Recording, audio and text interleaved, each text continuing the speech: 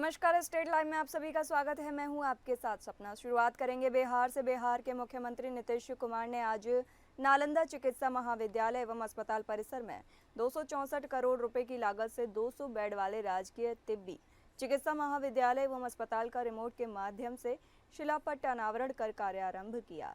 राजकीय तिब्बी चिकित्सा महाविद्यालय एवं अस्पताल का निर्माण 10 एकड़ में किया जा रहा है। अधिकारियों ने मास्टर प्लान के माध्यम से मुख्यमंत्री को निर्माण कार्य कराए जाने वाले विभिन्न भागों boys hostel, girls hostel, PG intern hostel, principal, medical superintendent आदि के निर्माण के संबंध में विस्तृत जानकारी दी।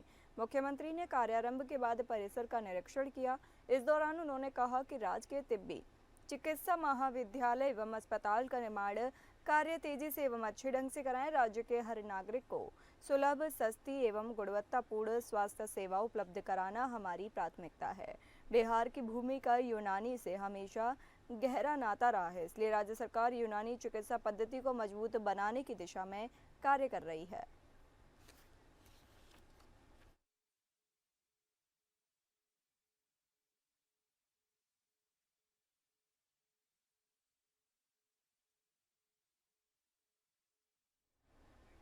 कांग्रेस पार्टी द्वारा सीज फायर के सवाल पर केंद्रीय मंत्री गिरिराज सिंह ने कांग्रेस पर हमला बोला है। केंद्रीय मंत्री गिरिराज सिंह ने कांग्रेस पर निशाना साधते हुए कहा कि कुछ लोग देश में टुकड़े टुकड़े गैंग के सदस्य हैं जो पाकिस्तान की भाषा बोल रहे हैं और सीज फायर को लेकर सबूत मांग रहे हैं। उन्होंने कहा कि अगर सबूत चाहिए तो पाकिस्तान जाकर मांगे, जहां आतंकवादियों के ठिकाने पर घुसकर टारगेटेड अटैक हुआ है। गिरिराज सिंह ने कहा कि पाकिस्तान के आतंकवादी मोदी जी को गालियां दे रहे हैं और उनके हवाई जहाज खंडहर हो गए हैं। उन्होंने कहा कि भारत में कुछ लोग ऐसे हैं जो पाकिस्तान की भाषा बोल रहे हैं।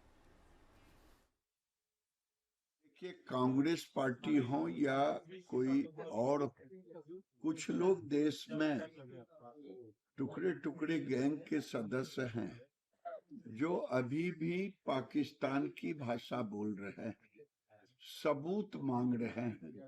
मांगना है तो चले जाएं, पाकिस्तान के प्रधानमंत्री से सबूत दे देगा। उसको तो ऐसा हुआ है, टारगेटेड अटैक हुआ। आज वहां का जो आतंकवादी है वो बड़ी बड़ी सभा करके मोदी जी को गालियां दे रहा है। आज तो जिसको लेना हो सबूत, वो पाकिस्तान जाए और पाकिस्तान में सबूत लेकर के आवे, वो सबूत होगा। पर्यावरण, वन एवं जलवायु के परिवर्तन मंत्री डॉक्टर सुनील कुमार ने बिहार शरीफ स्थित मॉडल अस्पताल का दौरा किया और वहां के चिकित्सकों के साथ एक महत्वपूर्ण बैठक की। बैठक के उपरांत मीडिया से बातचीत करते हुए मंत्री ने बताया कि उन्हें अस्पताल के चिकित्सा कर्मियों और चिकित्सकों की कार्यशैली को लेकर लगातार शिकायतें मिल रही थीं। डॉक्टर सुनील कुमार ने चिकित्सकों को सख्त निर्देश देते हुए कहा कि वे गरीब मरीजों की अनदेखी न करें और उन्हें उचित एवं समुचित इलाज उपलब्ध कराएं। उन्होंने कहा कि पहले लोग चिकित्सकों को भगवान का दर्जा देते थे, लेकिन अब लोगों का विश्वास धीरे धीरे कम होता जा रहा है। यह चिंता का विषय है। कुछ लोग अब चिकित्सकों को भगवान की जगह जल्लाद के रूप में देखने लगे हैं। मंत्री ने चिकित्सकों से अपनी कार्यशैली में सुधार लाने और गरीबों को प्राथमिकता देकर सेवा भावना से काम करने की अपील की। उन्होंने चेतावनी दी कि यदि भविष्य में फिर से इस प्रकार की शिकायतें मिलती हैं तो संबंधित चिकित्सा कर्मियों के विरुद्ध कठोर कार्रवाई की जाएगी।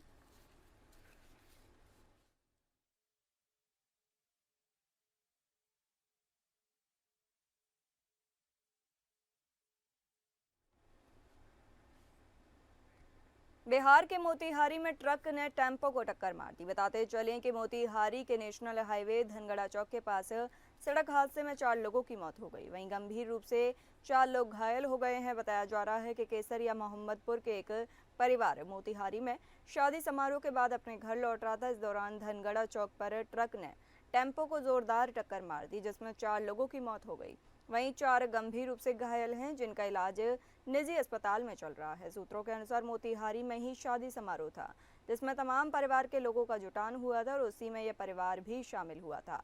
शादी समारोह से लौटने के बाद टेम्पो के सामने अचानक ट्रक आ गया और ट्रक में जोरदार टक्कर मार दी गई, जिसमें 4 लोगों की घटना स्थल पर ही मौत हो गई।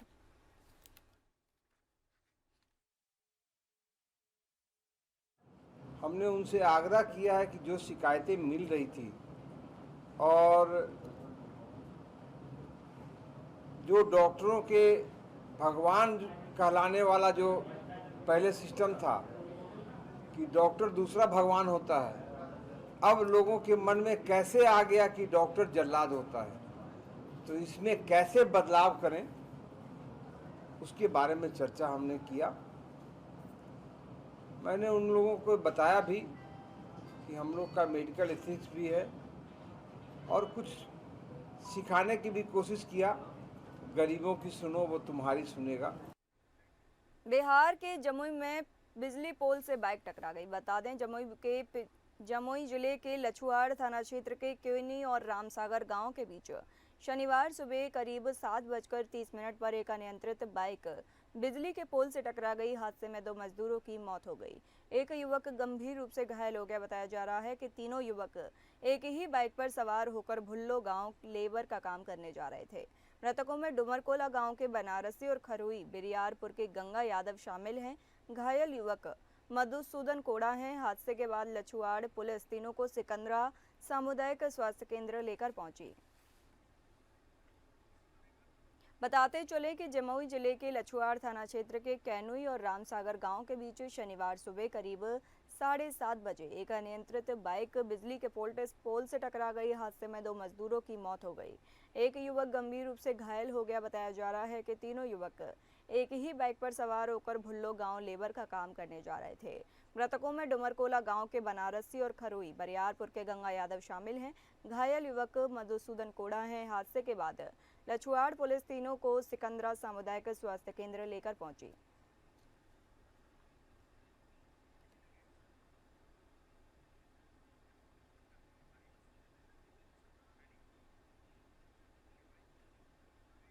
बक्सर जिले में अपराधियों के हौसले इतने बुलंद हैं कि वो लगातार पुलिस को चुनौती दे रहे हैं। आलम यह है कि पुलिस अभी भी एक मामला सुलझा भी नहीं पाती कि तब तक बेखौफ अपराधी दूसरी बड़ी वारदात को अंजाम देकर पुलिस की बेचैनियां बढ़ाते हैं, जिसका ताज़ा उदाहरण जिले के नैनीजोर थाना क्षेत्र के अंतर्गत बड़की नैनीजोर गांव में देखने को मिला, जहां दरवाजे पर सो रहे दादा और पोती को अपराधियों ने गोली मार दी। गोली की आवाज़ सुनते ही ग्रामीण तथा परिजन भागे भागे मौके पर पहुंचे और जहां दादा और पोती की गोली लगने से खून से लथपथ छटपटा रहे थे।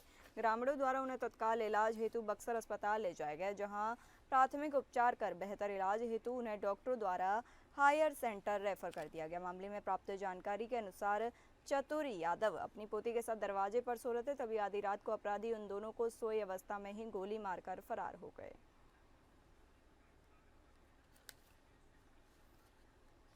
बताते चलें कि बक्सर जिले में इन दिनों अपराधियों के हौसले इस कदर बुलंद हैं कि वो लगातार पुलिस को खुली चुनौती दे रहे हैं। आलम यह है कि पुलिस अभी भी एक मामला सुलझा नहीं पाती है कि तब तक बेखौफ अपराधी दूसरी बड़ी वारदात को अंजाम देकर पुलिस को चुनौती दे रहे हैं, जिसका ताज़ा उदाहरण जिले के नैनीजोर थाना क्षेत्र के अंतर्गत बड़की नैनीजोर गांव में देखने को मिला, जहां दरवाजे पर सो रहे दादा और पोती को अपराधियों ने गोली मार दी। गोली की आवाज़ सुनते ही ग्रामीण और परिजन मौके पर पहुंचे, जहां दादा और पोती को गोली लगने से खून से लथपथ छटपटा रहे थे। ग्रामीणों द्वारा उन्हें तत्काल इलाज हेतु बक्सर अस्पताल ले जाया गया, जहां प्राथमिक उपचार कर बेहतर इलाज हेतु उन्हें डॉक्टरों द्वारा हायर सेंटर रेफर कर दिया गया। मामले में जानकारी के अनुसार चतुर यादव अपनी पोती के साथ दरवाजे पर सो रहे थे, तभी आधी रात को अपराधी उन दोनों को सोए ही हुई अवस्था में ही गोली मारकर फरार हो गए। गोली की आवाज़ सुनकर ग्रामीण और परिजन दरवाजे पर पहुंचे तो देखा कि दादा और पोती दोनों लहूलुहान पड़े हुए हैं। आनन फानन में इलाज के लिए रघुनाथपुर अस्पताल ले जाया गया, जहां डॉक्टरों ने बेहतर इलाज के लिए बक्सर सदर अस्पताल रेफर कर दिया। बक्सर सदर अस्पताल में प्राथमिक उपचार के बाद बेहतर इलाज के लिए डॉक्टर ने पटना रेफर कर दिया, लेकिन मरीज की स्थिति को देखते हुए परिजन आरा निजी क्लिनिक में इलाज करवा रहे हैं।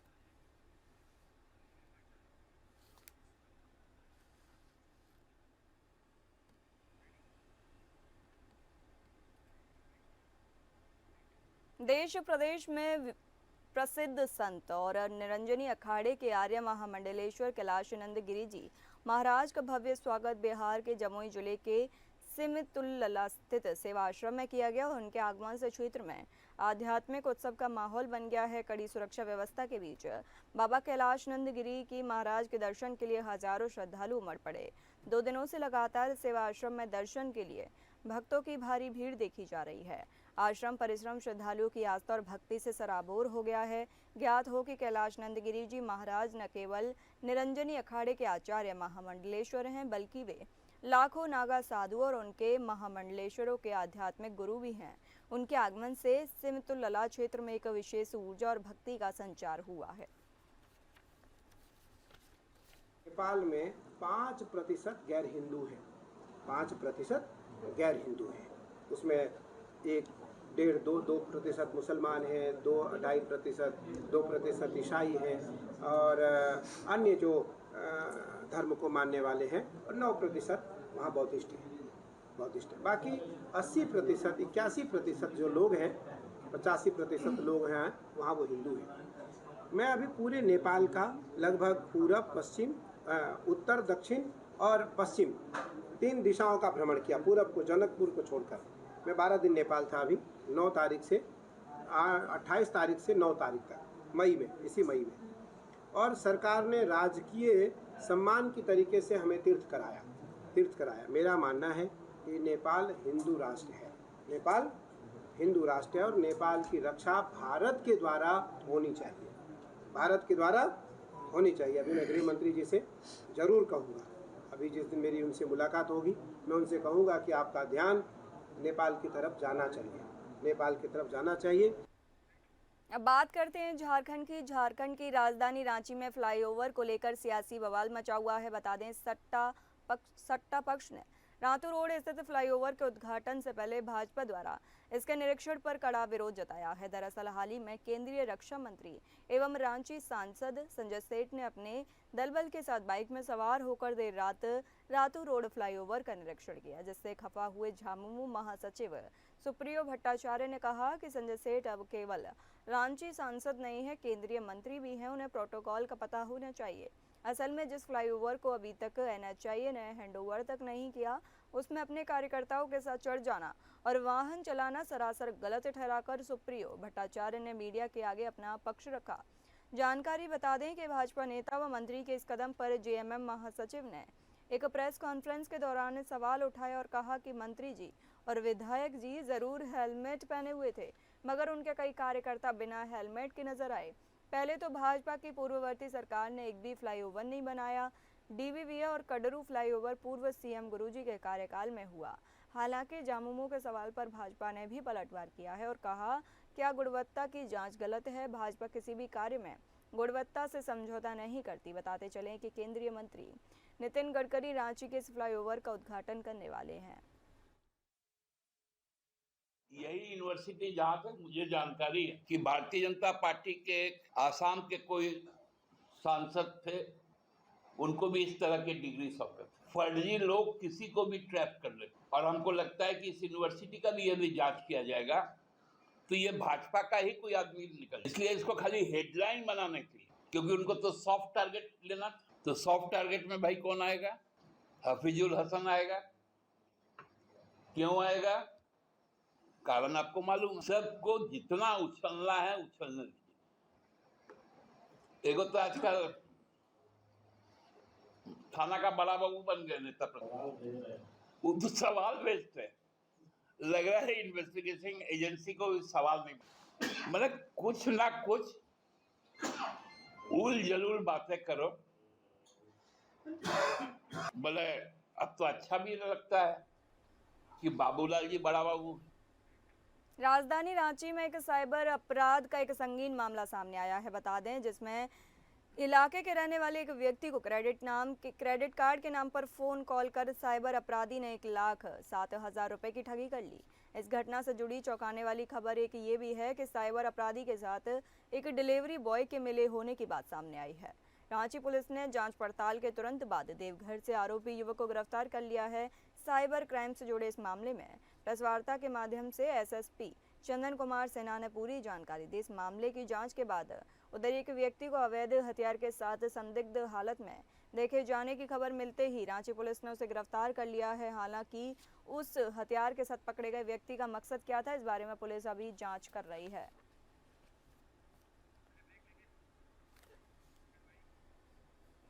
चलिए बढ़ते हैं अगली खबरों पर बात करेंगे छत्तीसगढ़ की। छत्तीसगढ़ के मुख्यमंत्री विष्णुदेव साय ने सुशासन त्योहार के तीसरे चरण में बस्तर संभाग के कोंडागांव, बस्तर और सुकमा जिले में संचालित विकास कार्यों की समीक्षा की।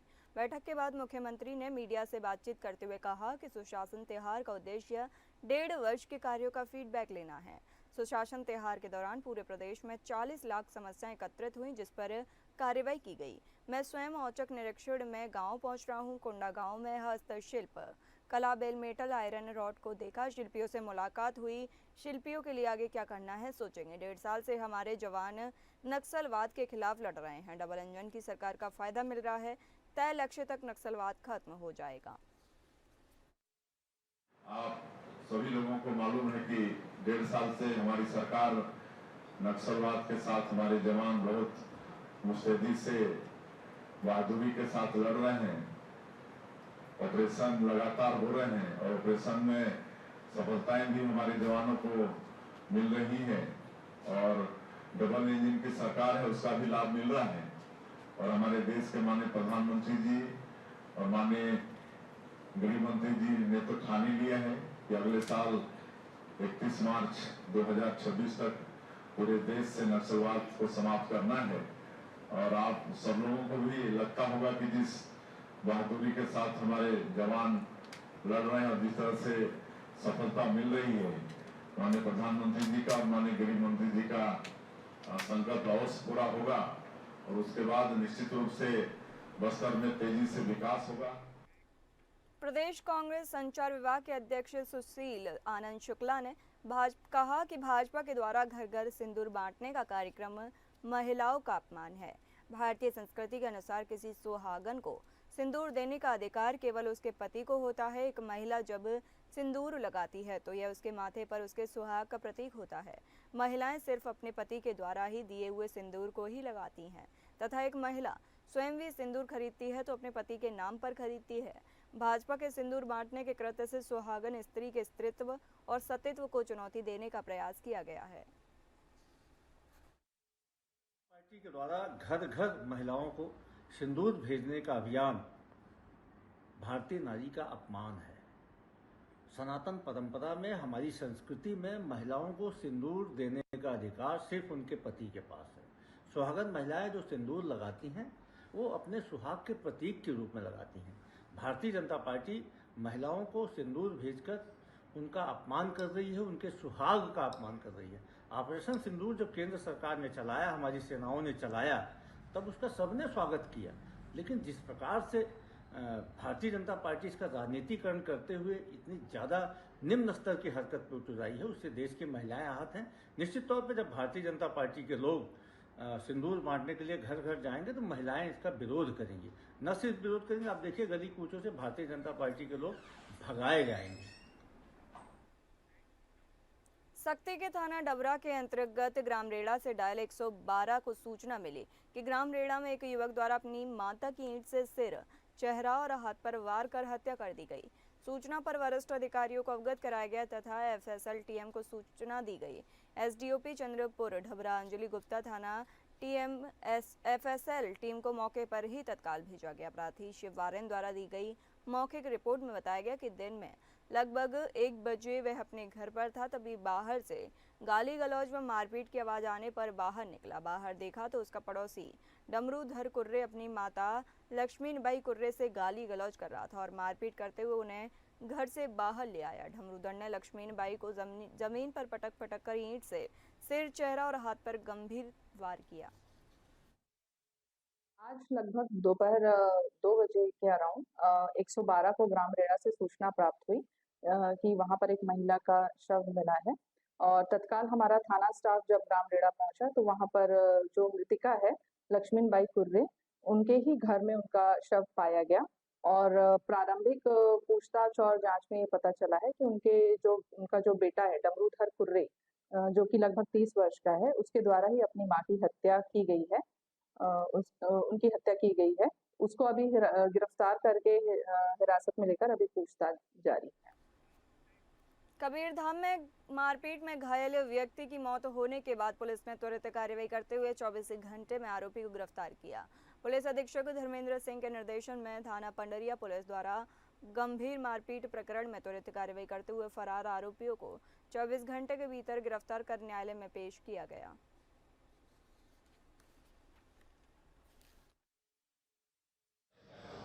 थाना पंडरिया क्षेत्र अंतर्गत ग्राम घबराली में दिनांक 28/5/2025 को एक मारपीट की घटना सामने आई थी, जिसमें थाना प्रभारी द्वारा एफआईआर दर्ज किया गया था और प्रार्थियों 2 प्रार्थी थे जिनको मुलायजा कराकर इलाज के लिए अस्पताल में भर्ती कराया गया था और उन्हें आज रिफर हायर सेंटर किया गया, जिसमें एक की डेथ हो गई है।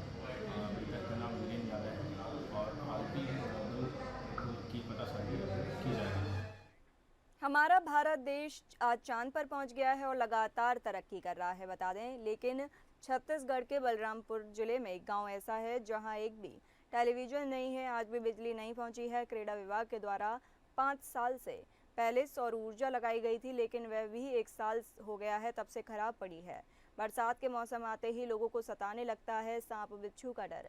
वहीं बिजली नहीं होने से बच्चों की पढ़ाई में भी काफ़ी नुकसान हो रहा है। मैं इस वक्त मौजूद हूँ बलरामपुर ज़िले की अंतिम छोर पुंदाग में और यहाँ कई तरह से मूलभूत सुविधाओं से अभाव पड़ा हुआ है यह ग्राम पंचायत चुनचुना पुंदाग। लेकिन यहाँ पर ख़ास तौर पर देखा जाए तो लाइट की अव्यवस्था नज़र आ रही है। कुछ साल पहले यहाँ पर सौर ऊर्जा के तहत क्रीड़ा विभाग के तहत सौर ऊर्जा लगाया गया था, लेकिन आज भी यहाँ सौर ऊर्जा 1 साल से बताया जा रहा है कि दम तोड़ रही है। 1 साल पहले ही खराब होने के बाद आज भी यहाँ शुद्ध लेने के लिए या तो फिर रिपेयर कराने के लिए किसी तरह से जिम्मेदार विभाग अपना एक्शन नहीं लिया है। मेरे साथ एक यहाँ के पुंदा ग्राम पंचायत के उप सरपंच जी मौजूद हैं। इनसे जानते हैं कि क्या हालात है यहाँ के लाइट की अव्यवस्थाओं का। समझ लीजिए परेशानी तो बहुत सारे मतलब है। गांव में झाड़ फूंक के द्वारा सांप बिच्छू काटने पर इलाज बहुत हल्का फुल्का करते हैं। हॉस्पिटल भी रोड नहीं है तो नहीं ले जा पाते हैं सही से। और जैसे टीवी की बात करें, टेलीविज़न की बात करें, टेलीविज़न नहीं होने के कारण किस तरह से आप लोगों को सरकार की योजनाएं नहीं मिल पा रहा होगा, क्या कारण? टेलीविज़न तो सर लाइट नहीं है तो कुछ भी टीवी वगैरह हम लोग बिजली से उपकरण जितने भी चीज़ है वो कुछ भी चला नहीं पाते हैं। जैसे पंखा हो, टीवी हो, मोटर हो, कुछ भी नहीं है। ना पानी की व्यवस्था है सही से, ना बिजली है, ना कुछ नहीं है समझिए। तो उससे भी जो है हम लोग का काफ़ी मतलब दिक्कत होता है। मतलब आपके गाँव में अभी भी टीवी नहीं? नहीं, टीवी नहीं है सर, टीवी नहीं है। मोबाइल भी है तो सही से नेटवर्क नहीं है समझिए। तो उसके लिए जो है कोई प्रचार प्रसार जैसे समाचार न्यूज वगैरह जो है हम लोग नहीं सुन पाते हैं, नहीं देख पाते हैं। मतलब लाइट नहीं होने के कारण आप लोग? जी, लाइट नहीं होने की वजह से ही टीवी नहीं है। जी, लाइट नहीं है, इसके वजह से ही टीवी नहीं है।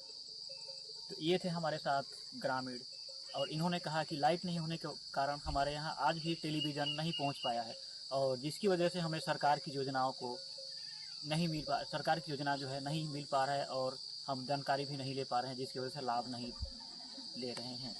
बलरामपुर से विजय सिंह। कपूरथला को राजाओं और महाराजाओं का शहर कहा जाता है और लेकिन यहाँ के अस्पताल का हाल बदहाल है। बता दें सिविल अस्पताल की स्वास्थ्य सुविधाओं की और भीषण गर्मी में अस्पताल के मरीजों की और वरिष्ठ कांग्रेस नेता कुलदीप सिंह का कहना है कि जो मरीज भर्ती होते हैं उन्हें 3 से 4 दिन हो जाते हैं, लेकिन कोई भी डॉक्टर मरीजों का हाल चाल जानने नहीं आता। भीषण गर्मी को देखते हुए अस्पताल के वार्ड में एसी तो लगा दी गई है, लेकिन एसी काम नहीं कर रहे। इस कारण लोगों को भारी परेशानी का सामना करना पड़ रहा है। वहीं आरोप है कि कपूरथला जिले के सिविल अस्पताल के एसएमओ अपने एसी रूम से बाहर ही नहीं निकलते। एसएमओ सिर्फ अपनी ड्यूटी को पूरा करने के लिए आते हैं, लेकिन मरीजों की कोई देखभाल करने नहीं आता। ਤੁਸੀਂ ਬਿਜਲੀ ਦਾ ਜਾਂ ਤੁਸੀਂ ਇੱਥੇ ਕੋਈ ਵੀ ਅੱਜ ਮੈਂ ਤੁਹਾਨੂੰ ਇੱਕ ਉਦਾਹਰਨ ਦੇ ਦਿੰਦਾ ਕਿ ਅੱਜ ਤੋਂ 4 ਦਿਨ ਪਹਿਲਾਂ ਦੀ ਗੱਲ ਆ ਕਿ ਇੱਕ ਬੱਚਾ ਛੋਟਾ ਜਿਹੜਾ ਬਾਜੂ ਟੁੱਟ ਗਈ ਸੀਗੀ, ਉਹਨੂੰ ਹਸਪੀਟਲ ਲੈ ਗਏ। ਉੱਥੇ ਦੇਖੋ ਉਹਨਾਂ ਨੇ ਇਹ ਕਹਿਤਾ ਕਿ ਅਸੀਂ 3 ਦਿਨ ਤੱਕ ਇਹਦਾ ਇਲਾਜ ਨਹੀਂ ਕਰ ਸਕਦੇ, ਡਾਕਟਰ ਸਾਹਿਬ ਅਵੇਲੇਬਲ ਨਹੀਂ ਹੈਗੇ, ਸੋਮਵਾਰ ਆਉਣਗੇ ਤੇ ਫਿਰ ਕਰਨਗੇ ਇਲਾਜ। ਅਸੀਂ ਜਦੋਂ ਫਿਰ ਉਹਨਾਂ ਨੂੰ ਘਰਦਿਆਂ ਨੂੰ ਕੁਝ ਨਜ਼ਰ ਨਹੀਂ ਆਇਆ ਤਾਂ ਉਹਨਾਂ ਨੂੰ ਫਿਰ ਇੱਕ ਪ੍ਰਾਈਵੇਟ ਹਸਪੀਟਲ ਇਲਾਜ ਕਰਾਉਣਾ ਪਿਆ। ਤੇ ਤੁਸੀਂ ਆਪ ਜਾਣਦੇ ਹੋ ਕਿ ਹੁਣ ਇਹ ਜ਼ਮੀਨੀ ਹਕੀਕਤ ਤੇ ਹਸਪੀਟਲ ਕਿੱਥੇ ਖੜਾ ਵਾ। ਫੈਸਿਲਿਟੀ ਦੀ ਗੱਲ ਕਰੀਏ, ਫੈਸਿਲਿਟੀਆਂ ਨੂੰ ਕਿੱਦਾਂ ਦੇ ਰਹੇ ਜੇ ਕਿ ਦਾਅਵੇ ਤਾਂ ਇਹਨਾਂ ਦੇ ਬਹੁਤ ਵਾ, ਏਸੀ ਇਹਨਾਂ ਦੇ ਬੰਦ ਹੁੰਦੇ ਆ, ਪੱਖੇ ਇਹਨਾਂ ਦੇ ਨਹੀਂ ਚੱਲਦੇ, ਉੱਤੇ ਗਰਮੀ ਦਾ ਮੌਸਮ, ਗਰਮੀਆਂ ਦੇ ਮੌਸਮ 'ਤੇ ਤੁਸੀਂ ਦੇਖ ਹੀ ਆਏ ਹੋ, ਤੁਸੀਂ ਉੱਥੇ ਸਾਰਾ ਕੁਝ ਉਹਨਾਂ ਦਾ ਜ਼ਮੀਨੀ ਤੌਰ ਤੇ ਜੋ ਵੀ ਅੱਜ ਮੁਆਇਨਾ ਕੀਤਾ ਵਾ ਉਹ ਸਾਰਾ ਤੁਸੀਂ ਜਾਣਦੇ ਹੀ ਹੋ। ਮੈਂ ਤਾਂ ਇਹੀ ਬੇਨਤੀ ਕਰਾਂਗਾ ਇਹਨੂੰ ਕਪੂਰਥਲਾ ਨਿਵਾਸੀਆਂ ਲਈ ਥੋੜ੍ਹੀ ਫੈਸਿਲਿਟੀਆਂ ਦਿੱਤੀਆਂ ਜਾਣ ਤਾਂ ਕਿ ਇਹ ਰੈਫਰ सेंटर ਦੇ ਨਾਂ 'ਤੇ ਨਾ ਜਾਣਿਆ ਜਾਵੇ। कपूरथला में HDFC बैंक में दिन दहाड़े लूट हो गई। बता दें फगवाड़ा होशियारपुर रोड स्थित रेहाना जट्टा के नजदीक डमोली रोड पर स्थित HDFC बैंक में दिन दहाड़े लुटेरों ने वारदात को अंजाम दिया और मौके से फरार हो गए, जिसकी सूचना मिलते ही फगवाड़ा पुलिस के आला अधिकारी मौके पर पहुंचे और जांच में जुट गए।